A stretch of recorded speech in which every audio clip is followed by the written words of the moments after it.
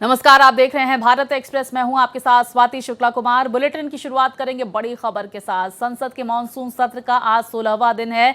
BJP और कांग्रेस की तरफ से व्हिप जारी किया गया है।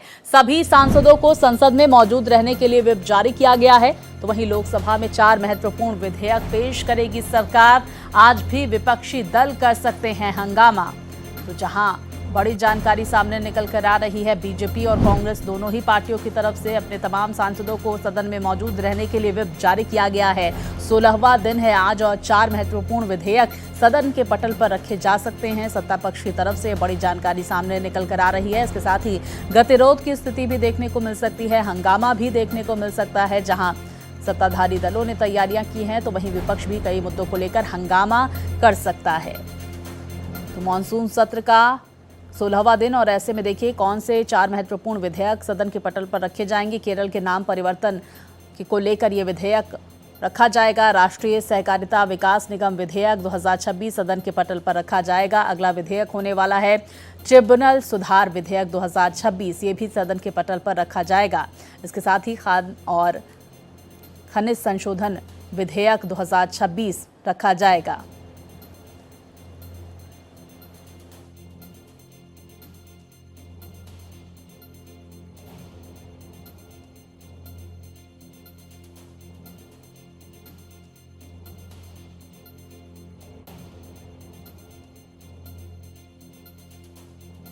विधेयक सदन के पटल पर रखे जाएंगे। तो देखिए तमाम बिल सदन के पटल पर रखे जाएंगे। एफसीआरए संशोधन बिल बेहद महत्वपूर्ण सत्ता पक्ष के लिए, और देखते हैं इस पर विपक्ष की क्या प्रतिक्रिया सामने आती है। विस्तार से जानकारियों के साथ हमारे सहयोगी प्रशांत हमारे साथ जुड़ गए हैं।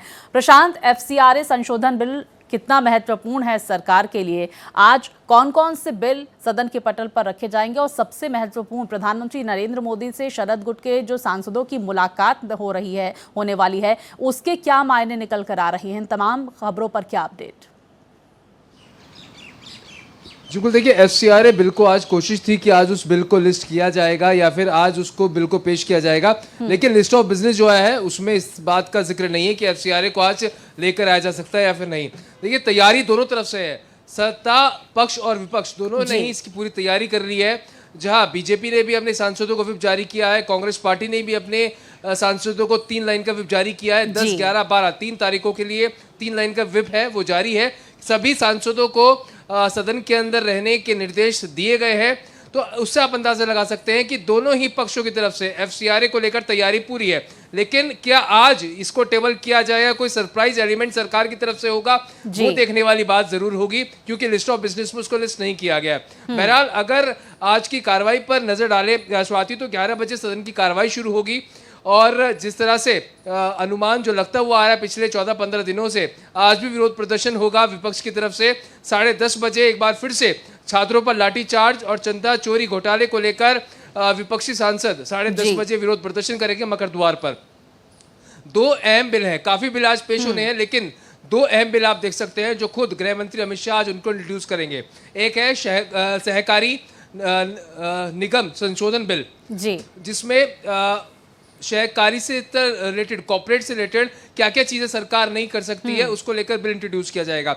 दूसरा बिल है केरल के नाम बदलने से जुड़ा विधेयक, उसको भी पेश किया जाएगा। हालांकि बिल और भी हैं, अर्जुन मेघवाल भी पेश करेंगे, किशन रेड्डी भी बिल पेश करेंगे, लेकिन सबकी निगाहें अमित शाह के द्वारा जो ये 2 बिल पेश किए जाएंगे उसको लेकर होगी, क्योंकि जब वे बिल पेश करेंगे तो आपने बहुत महत्वपूर्ण बात कही और हमने भी दर्शकों को ये जानकारी दी है कि बीजेपी और कांग्रेस दोनों ही पार्टियों की तरफ से व्हिप जारी किया गया है अपने तमाम सांसदों को मौजूद रहने के लिए। तो क्या ऐसा हो सकता है कि इन 3 दिनों के दौरान परिसीमन बिल भी सदन के पटल पर एक बार फिर से रखा जा सकता है? ऐसी कोई सुगबुगाहट?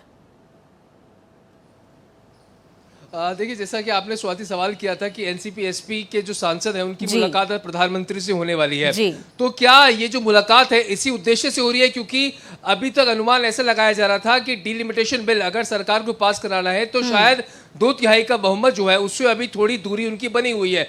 तो क्या एनसीपी एसपी के जो ये सांसद आप प्रधानमंत्री से मिलेंगे उस पर मोहर लग जाएगी? क्या उनका समर्थन परिसीमन बिल को लेकर होगा या फिर नहीं, ये देखने वाली बात होगी। क्योंकि अभी जो जानकारी मिल रही है मीडिया रिपोर्ट्स के मुताबिक, उसमें 2/3 का जो बहुमत है वो सरकार के पास नहीं है। और ऐसा भी अनुमान लगाया जा रहा है कि 12 तारीख को जो है कोई महत्वपूर्ण बिल यानी कि FCRA या फिर डिलिमिटेशन बिल जो है वो सरकार लेकर आ सकती है। और जैसा कि अगर मेजोरिटी उनके पास होती है तो बिना विपक्ष की फिक्र करे वो उस बिल को आसानी से पास करा लेंगे।